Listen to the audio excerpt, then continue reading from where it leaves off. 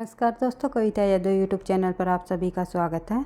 संपूर्ण हिंदी विषय की तैयारी को आगे बढ़ाते हुए आज की क्लास में हम करेंगे एनटीए नेट के पाठ्यक्रम के आधार पर जो हमारे उपन्यास बचे हुए हैं उनको, क्योंकि 7 उपन्यासों को हम कर चुके हैं, जिसमें हमने इन उपन्यासों से संबंधित कुछ महत्वपूर्ण बिंदु और साथ ही उनके पात्रों को हमने कंप्लीट कर लिया था। आगे आने वाले जो हमारे पाठ्यक्रम में है उपन्यास, उन उपन्यासों को और हम कर लेते हैं आज की क्लास में, क्योंकि एनटीए नेट की परीक्षा के लिए तो ये क्लास इम्पोर्टेंट रहेगी। साथ ही जिस भी परीक्षा में हिंदी साहित्य संबंधी प्रश्न पूछे जाते हैं, किसी भी स्टेट की टीजीटी पीजीटी परीक्षा हो या कोई अन्य परीक्षा हो, उन सभी के लिए ये क्लास काफ़ी हेल्पफुल रहेगी। तो मानस का हंस उपन्यास जो कि अमृतलाल नागर जी द्वारा रचित है, उसके बाद हम जो है तमस उपन्यास को देखेंगे जो कि विषम साहनी जी द्वारा रचित, फिर राग दरबारी उपन्यास श्रीलाल शुक्ल जी द्वारा रचित, उसके बाद जो है जिंदगी नामा कृष्णा शोभती का उपन्यास। इस प्रकार से जो हमारे बचे हुए उपन्यास हैं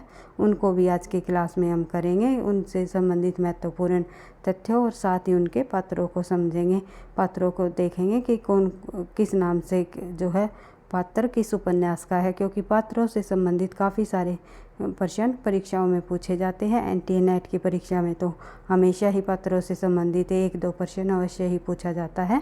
इसी उद्देश्य को, इसी जो है बिंदु को ध्यान में रखते हुए हमने एनटीए नेट की परीक्षा को ध्यान में रखते हुए आज की क्लास के अंतर्गत हम जो है लगभग 5-6 उपन्यासों को कंप्लीट करने की पूरी कोशिश करेंगे, क्योंकि अभी हाल ही में जो अभी एनटीए नेट की परीक्षा होने जा रही है, इसी परीक्षा को ध्यान में रखते हुए जल्दी हम जो है इनके महत्वपूर्ण बिंदुओं को देखेंगे, ताकि परीक्षा में आपको इस क्लास के माध्यम से मदद मिल सके।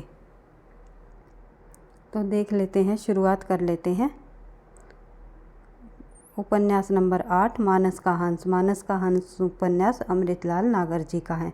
अमृतलाल नागर और एक उपन्यासकार है हमारा अमृत राय। इसमें आपको कंफ्यूज नहीं होना, अमृत राय ने जो है प्रेमचंद जी की जीवनी लिखी थी, कलम का सिपाही, और अमृतलाल नागर द्वारा जो ये मानस का हंस तुलसीदास जी के जीवन पर रचित एक उपन्यास है। तो देख लेते हैं, शुरुआत कर लेते हैं। अमृतलाल नागर हिंदी के प्रसिद्ध साहित्यकार हैं। उन्होंने अपनी उत्कृष्ट रचनाओं के माध्यम से हिंदी की साहित्य साधना करते हुए समृद्ध साहित्य रचा है, और उपन्यास के क्षेत्र में उनका योगदान सराहनीय रहा है। और उन्होंने सामाजिक, आंचलिक, ऐतिहासिक, पौराणिक व जीवनीपरक उपन्यासों की रचना की है। तो देख लेते हैं, मानस का हंस जो उपन्यास है अमृतलाल नागर जी द्वारा रचित एक प्रसिद्ध उपन्यास है, जो कि 1973 ईस्वी में प्रकाशित हुआ। यह उपन्यास तुलसीदास जी के जीवन को आधार बनाकर लिखा गया। इस उपन्यास में तुलसीदास जी को एक सहज मानव के रूप में चित्रित किया गया है। इस उपन्यास में बताया गया है कि किस प्रकार से जो तुलसीदास जी की पत्नी जो रत्नावली होती है, उसने तुलसीदास जी को किस प्रकार से व्यंग्य कैसा था, किस प्रकार उसे जो है डांट फटकार के द्वारा जो है तुलसीदास जी ने जो है राम की भक्ति करते हुए राम के भक्त बन गए थे। और उन्होंने इतनी प्रसिद्ध रचनाएं भी लिखी थी, जैसे कि जानकी मंगल, रामचरितमानस, कवितावली, गीतावली, विनय पत्रिका आदि तुलसीदास जी ने रचनाएं की। और इसी कहानी को इसमें दर्शाया। इसकी पत्नी तुलसीदास जी की पत्नी द्वारा जो इसे भक्ति मार्ग पर जो ले जाने का किस प्रकार से उसका पूरा योगदान रहा, तो ये चीज़ें इसमें बताई गई हैं। तो इसमें जो देख लेते हैं इस से संबंधित इनके पात्रों को, तो देख लेते हैं इस उपन्यास में जो इसी कारण जो है इस उपन्यास को हिंदी उपन्यासों की श्रेणी में क्लासिक का सम्मान भी प्राप्त हुआ। क्लासिक उपन्यास भी इस उपन्यास को का सम्मान भी इस उपन्यास को दिया गया। उपन्यास में तुलसीदास जी के जन्म से लेकर मृत्यु प्रांत तक जो घटनाएं घटी, उनका कलात्मक प्रस्तुतिकरण इस उपन्यास में किया गया है। इसमें मूल कथा के साथ साथ कुछ काल्पनिक कथाएं भी जोड़ दी गई है। नागर जी ने इसे गहरे अध्ययन और मंथन के पश्चात अपनी विशिष्ट लखनवी शैली में लिखा है। कई बार पूछ लिया जाता है निम्नलिखित में से लखनवी शैली में लिखा गया उपन्यास कौन सा है, तो वृद्ध होने पर यह उपन्यास अपनी रोचकता में प्रियतम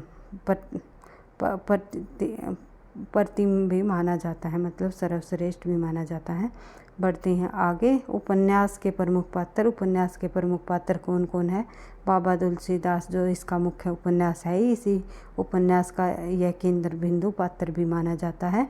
इसी तुलसीदास जी के ही जीवन के इर्द गिर्द ये इस उपन्यास की कथा वस्तु कही जाती है। तो जिसको आधार बनाकर यह उपन्यास लिखा गया, किसको? तुलसीदास जी को। बचपन से ही तुलसीदास जी का जीवन बड़ा ही संघर्ष में रहा है। वह किशोर अवस्था में राम काम के द्वंद्व में उलझा हुआ था, किंतु अंत में द्वंद्व से जीतकर इन्होंने राम नाम के मार्ग को अपना लिया था, उसकी पत्नी के कहने पर, उसकी पत्नी की फटकार के कारण। बढ़ते हैं आगे। अगला जो पात्र है हमारा वो देख लेते हैं रत्ना। रत्न जो कि तुलसीदास जी की पत्नी है, रत्नावली। रत्ना नाम से इस उपन्यास का पात्र है, जो रूप सौंदर्य की धनी है। रत्ना की फटकार के कारण ही तुलसी का मोह भंग हो गया, वे राम की भक्ति में लीन हो गई। इसके अतिरिक्त मैना, कहारिन, श्यामों की बुआ, संत बेनी माधव, रामू द्विवेदी, पंडित गणपति उपाध्याय आदि अन्य पात्र भी उस उपन्यास के रहे हैं, जो कथा के विकास में अपनी महत्वपूर्ण भूमिका निभाते हैं। उसके बाद उपन्यास नंबर 9 देख लेते हैं हम। तमस उपन्यास जो कि भीष्म साहनी जी द्वारा लिखा गया उपन्यास है। देख लेते हैं इससे संबंधित भी कुछ महत्वपूर्ण तथ्य और साथ ही इस उपन्यास के पात्र। तो तमस उपन्यास जो है भीष्म साहनी जी द्वारा रचित एक आधुनिक हिंदी साहित्य के प्रमुख स्तंभों में से एक माने जाते हैं और इनको हिंदी साहित्य में प्रेमचंद की परंपरा का अग्रणी लेखक भी माना जाता है। तमस भीष्म साहनी का सबसे प्रसिद्ध उपन्यास है। इस उपन्यास की कथा वस्तु 1947 में पंजाब में एक भयानक सांप्रदायिक दंगों पर आधारित है। इसमें लाहौर के आसपास की जो 5 दिन की कहानी भी इसमें वर्णित है, यानी लाहौर के आसपास की 5 दिन की कहानी इस उपन्यास में वर्णित है। इस उपन्यास में जो कि इस तमस उपन्यास में आज़ादी से पहले सांप्रदायिक दंगों को आधार बनाकर इस समस्या का जो किस प्रकार से इन्होंने सूक्ष्म विश्लेषण वहाँ का किया और उस मनोवृत्ति को सामने रखा, जो कि विकृतियों का परिणाम जनसाधारण को भोगने के लिए वहाँ पर विवश करती रही है। तो यही कहानी इस उपन्यास में दर्शाई गई है। तो देख लेते हैं। यह उपन्यास 2 खंडों में भी विभाजित हुआ है, 2 खंडों में विभाजित हुआ है। यह उपन्यास पहले खंड में सांप्रदायिक तनाव की कहानी दर्शाई है, तो दूसरे खंड में अनेक गांव उपन्यास की परिधि में आते हैं। तो देख लेते हैं। विभाजन की त्रासदी पर एक से बढ़कर एक कीर्तियाँ सामने आई, पर भीष्म साहनी के उपन्यास तमस इसमें से सबसे अलग है। यानी कि वैसे तो जो विभाजन पर जो है काफ़ी सारे उपन्यास लिखे गए, जैसे कि कितने पाकिस्तान कमलेश्वर जी का, उसके बाद जो है लाल शुक्ल जी का राग दरबारी भी एक जो विभाजन पर आधारित उपन्यास माना जाता है। इस प्रकार से काफ़ी सारे उपन्यास लिखे गए, लेकिन जो ये तमस उपन्यास है भीष्म साहनी जी द्वारा रचित, ये सभी उपन्यासों से एक अपनी अलग तरह का उपन्यास हमें देखने को मिलता है। तो देख लेते हैं आगे। इसके प्रमुख पात्र कौन कौन रहे? नत्थू चमार। नत्थू चमार इसका प्रमुख पात्र है। यह उपन्यास का अज्ञानी व डरपोक पात्र है, जो लालच में शुअर को मार कर काम करता है। जो ये नत्थू चमार होता है, केवल 5 रुपए के लालच में आकर एक शुअर को मार देता है, जिससे जो है सांप्रदायिकता की भावना भड़क जाती है। तो इसी प्रकार से जो है इस उपन्यास में जो है शहर में जो है सांप्रदायिक तनाव उत्पन्न होता है और दोनों संप्रदाय जो है जैसे हिंदू और मुस्लिम, वे दोनों जो है शहर में जो है बहुत दंगा फसाद करते हैं, लूटपाट करते हैं, हत्या करते हैं, खुलेआम जो है बेगुनाहों को मारा जा रहा होता है। तो ये सभी घटनाएं इस उपन्यास में दर्शाई गई हैं। केवल 5 रुपए के लालच में आकर नत्थू चमार ने ये है सांप्रदायिक भावनाओं को भड़का दिया है। तो उसके बाद देख लेते हैं अगला जो पात्र है इस उपन्यास का, वो है मुराद अली। मुराद अली जो है कट्टर लोभी व्यक्ति माने जाते हैं। वह चालाक, षड्यंत्रकारी, पर्दे के पीछे रहकर। बढ़ते हैं आगे भाई, देख लेते हैं जो ये इनके और अतिरिक्त उपन्यासकार है जो इसमें है देख लेते हैं हिंदू पात्र और मुस्लिम पात्र। वैसे इसके अलावा और अन्य इस उपन्यास के और पात्र इसमें नहीं दिखाए गए। तो मुराद अली और नथु चमार को आपको ध्यान रखना है कि ये भीष्म सायनी जी द्वारा रचित तमस उपन्यास के पात्र है। तो उसके बाद देख लेते हैं अगला जो हमारा उपन्यास है वो है राग दरबारी, जो कि श्री लाल शुक्ल जी द्वारा रचित उपन्यास है। श्री लाल शुक्ल का हिंदी के प्रमुख साहित्यकारों में से एक है और वह समकालीन कथा साहित्य में उद्देश्यपूर्ण व्यंग्य लिखने के लिए भी विख्यात माने जाते हैं। श्री लाल शुक्ल अंग्रेजी, उर्दू व संस्कृत और हिंदी भाषा के विद्वान रहे हैं। उनका सबसे लोकप्रिय उपन्यास राग दरबारी वर्ष 1968 ईस्वी में छपा और राग दरबारी उपन्यास के लिए 1968 में ही उन्हें साहित्य अकादमी पुरस्कार से सम्मानित किया गया। ये आपको ध्यान रखना है। उसके बाद देख लेते हैं आगे इस उपन्यास का एक दूरदर्शन धारावाहिक का भी निर्माण हुआ है। इस उपन्यास पर जो है दूरदर्शन धारावाहिक का भी निर्माण किया गया और श्री लाल शुक्ल जी को भारत सरकार ने 2008 में पद्म भूषण से भी सम्मानित किया। ये मुख्य पॉइंट हम देखते हैं जो कि परीक्षा की दृष्टि से जो है वेरी इम्पोर्टेंट है और परीक्षा में आने की संभावना है। तो इन सभी उपन्यासों से संबंधित 2 क्लासों के अंतर्गत NT-NET के पाठ्यक्रम में जो इंक्लूड है उपन्यासों की कथा वस्तु हमने जो है करने की कोशिश करी है। साथ ही उनके पात्रों को हमने देखा है, क्योंकि यहीं से आपको काफ़ी सारे प्रश्न देखने को मिलेंगे। तो देख लेते हैं इस राग दरबारी उपन्यास में जो है 1947 के बाद 1947 के बाद उत्तर भारत के जो गांवों में जो विसंगतियाँ फैली हुई थी उसको इस उपन्यास में समेटने का प्रयास किया गया है। तो ये हम देख ही लेंगे। तो देख लेते हैं कुछ इनसे संबंधित और अन्य महत्वपूर्ण तथ्य। जो ये राग दरबारी उपन्यास है ये जो है शिवपालगंज उपन्यास की कथा भूमि के आधार पर इस उपन्यास का जो है कथा वस्तु को बनाया गया है। तो शिवपालगंज नामक गांव का वर्णन इसमें किया गया है और इसमें यह उपन्यास स्वतंत्रता के बाद भारत के ग्रामीण परिवेश तथा अन्य क्षेत्रों में फैली अराजकता तथा अव्यवस्था की व्यंग्यात्मक रूप से उजागर किया है। राग दरबारी उपन्यास में जो है शिवपालगंज की कथा वस्तु इसमें दिखाई गई है। उसके बाद राग दरबारी आज़ादी के बाद में स्थापित हुई व्यवस्था में ग्रामीण जीवन की समीक्षा को दर्शाया है, जो 35 परिच्छेदों में विभक्त है और 47 के बाद उत्तर भारत के गांवों में जन्मी विसंगतियों को इस उपन्यास में समेटने का प्रयास भी किया है।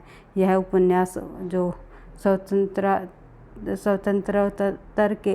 स्वतंत्रता के बाद भारतीय ग्रामीण जीवन और राजनीतिक का जीता जागता दर्पण है और यथार्थ को ही नहीं दर्शाता बल्कि सभ्यता की समीक्षा भी यह करता चलता है। उपन्यास में आदर्शवाद और यथार्थवाद के बीच की खींचातान को यहाँ पर दर्शाया गया है। शहर का पढ़ा लिखा नौजवान जो कि जिसका नाम है रंगनाथ भी एक पात्र आपको यहाँ पर देखने को मिलेगा। तो रंगनाथ जो कि शहर का पढ़ा लिखा नौजवान है, जब किताबी आदर्शों को लेकर गांव पर पहुंचता है तो उसे हर एक संस्था भ्रष्ट लगती है,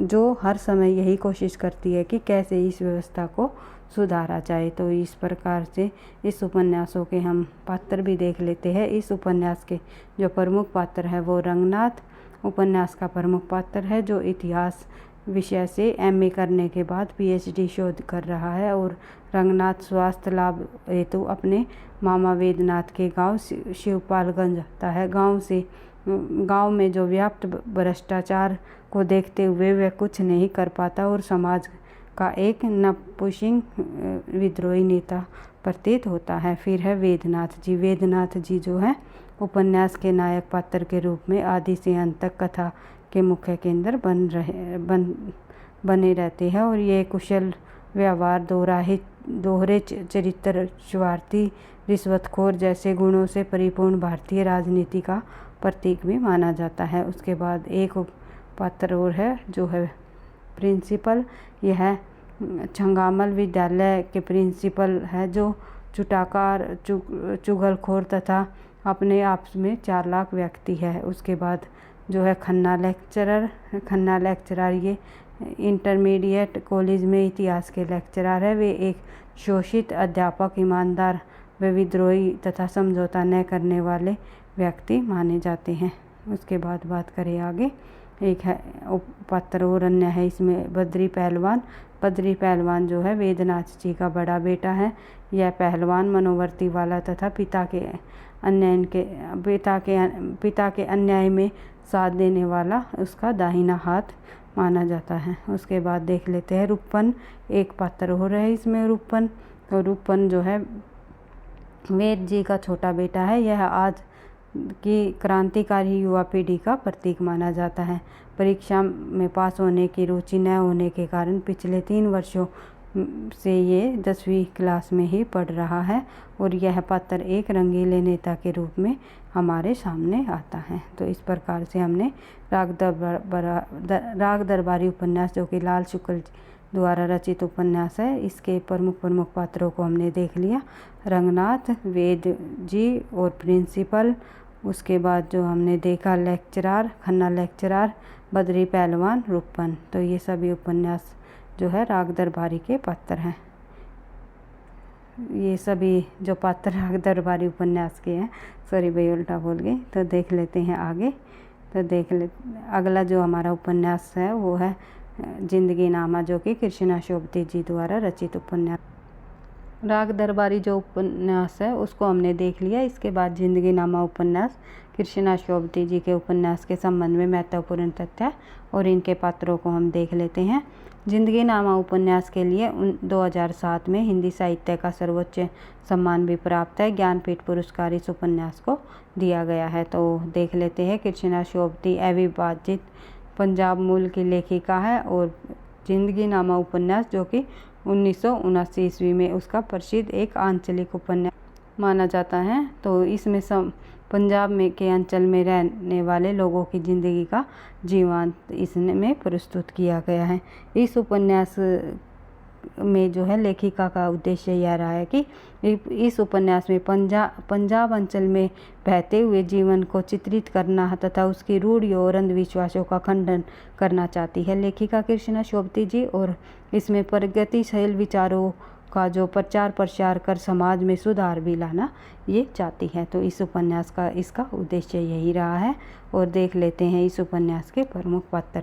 इस उपन्यास के प्रमुख पात्र कौन कौन है? सहानी, शाहजी, मेहरी चाची, लाली साहा और राबिया। तो जो सहानी होती है इस उपन्यास की प्रमुख नारी पात्र होती है, जो बड़ी हवेली की मालकिन है। वह जमींदार शाहजी की पत्नी तथा हिंदू धर्म की स्त्री है। वह अपनी करीमा के अनुकूल, कुशल व सहीण, धार्मिक, परिश्रमी, व्यवहार कुशल व आदर्श पत्नी मानी जाती है। और उसके बाद शाहजी है, जो कि सहानी के पति है, एक गांव के जमींदार। उनकी पहली पत्नी की मृत्यु हो चुकी है। सहानी उनकी दूसरी पत्नी है। उसके बाद मेहरी चाची एक गांव की महिला पात्र है, जो सहानी के प्रति वात्सल्यपूर्ण भाव रखती है और उसकी इच्छा है कि सहानी शीघ्र ही माँ बने। तो लाला शाह जो है सहानी व शाहजी का पुत्र है और जो उसके विवाह के कई वर्षों बाद हुआ था। सहानी के और शाहजी के विवाह के कई वर्ष हो चुके थे जब शाहजी का लाली शाह का जन्म हुआ था। लाली शाह सहानी और शाहजी का पुत्र है। उसके बाद राबिया जो है लाली शाह के देखभाल करता है। वह शाहजी के प्रति आकर्षित रहता है।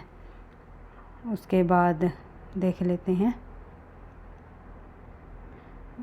लाली शाह की देखभाल करती है और राबिया जो होती है वो लाली शाह की देखभाल करती है और शाहजी के प्रति आकर्षित भी है। और इसके अतिरिक्त शाहजी के छोटे भाई काशी शाह और भाभी जो है बिंद्रायणी, फतेह, शीरी आदि अन्य पात्र भी उस उपन्यास के हमें देखने को मिलते हैं, जो कथा के विकास में अपनी महत्वपूर्ण भूमिका निभाते हैं। उसके बाद अगला उपन्यास हम देखते हैं आपका बंटी, जो कि मनु भंडारी जी द्वारा रचित उपन्यास स्वतंत्र रूप में लिखा गया उनका पहला उपन्यास है। यह मनोविज्ञान की गहरी सूझबूझ के लिए चित्रित है और प्रशंसित। इस उपन्यास का हर पृष्ठ मर्मस्पर्शी और विचारोत्तक माना जाता है और हिंदी उपन्यास की एक मूल्यवान उपलब्धि के रूप में आपका बंटी एक कालजयी यह उपन्यास माना जाता है। और मनु भंडारी का यह आपका बंटी उपन्यास में तलाकशुदा पति पत्नी के प्रश्न को, बच्चे की समस्या को से जो है केंद्र बिंदु को इस उपन्यास की कथा वस्तु बनाई गई है। इस उपन्यास में जो बंटी होता है वो एक जो शिक्षित माँ बाप का बेटा होता है, और किस प्रकार से उन दोनों का जब माता पिता का जब तलाक हो जाता है किसी कारणवश, किस प्रकार बच्चा स्वयं को उपेक्षित महसूस करता है, और वह अपने जो है माँ के पास जब रहता है तो वह अपने नए पिता को नहीं स्वीकार कर पाता, और जब अपने पिता के पास चला जाता है तो वहाँ पर वो अपनी नई माता को स्वीकार नहीं कर पाता। किस प्रकार से इस बच्चे की मनोभावना व्यक्त होती है, तो यही समस्या इस उपन्यास में दर्शाई गई है। तो ये देख लेते हैं इस उपन्यास के मुख्य पात्र कौन है।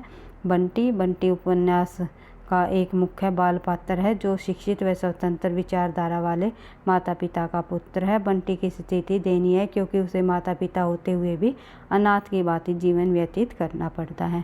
उसके बाद शकुन कॉलेज की प्रिंसिपल है तथा बंटी की माँ है जो आधुनिक व स्वतंत्र विचारों वाली स्त्री है।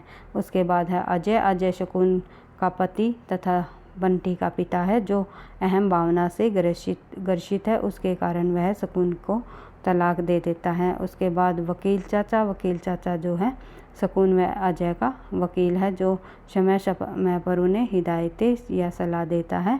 फिर है फूफी शकुन की सेविका व संरक्षिका है जो शकुन के अत्यंत विश्वास पात्र भी मानी जाती है, जो अजय से घृणा करती है। वह न तो अजय से दूसरे विवाह के लिए खुश है, न ही शकुन के पुनर्विवाह को समर्थन देती है। इसके अतिरिक्त इस उपन्यास के जो अन्य पात्र हैं वे है डॉक्टर जोशी, मीरा, अमी, ज्योति, माली, चपरासी, बंसीलाल आदि इसके और अन्य पुत्र की भूमिका निभाते हैं। फिर है अगला हमारा जो उपन्यास है, अंतिम उपन्यास धरती धन है अपना, जगदीश चंद्र माथुर जी का उपन्यास है।